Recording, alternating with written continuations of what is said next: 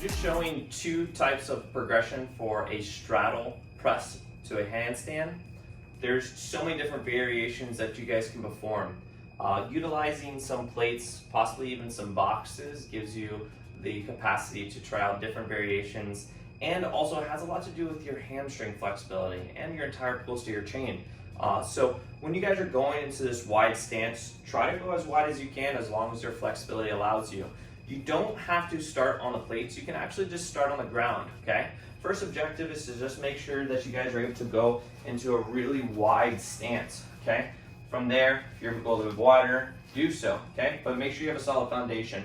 We want to do our best to keep our elbows locked out and knees locked out, okay? This is going to be a lot of load on our midline, okay? So that's a really important tool to be able to utilize to be able to brace as much as you can before you start rocking into that motion.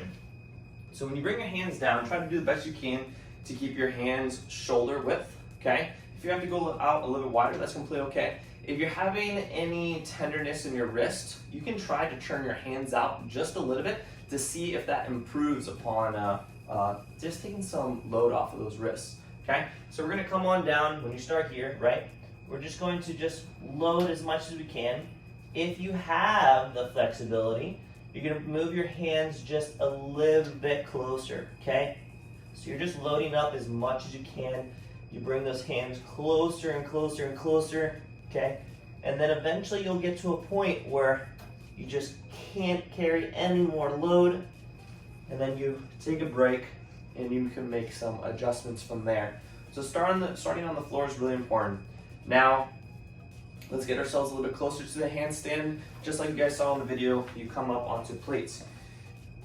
This is a set of plates you can actually stack up just a little bit more. But when you get to the point where you start lifting your feet completely off of plates or boxes or even the floor, it is important to make sure you guys have a spotter. So when you do get to that point where you're actually just coming off and you develop that strength, make sure you call out a coach so the coach is able to spot you.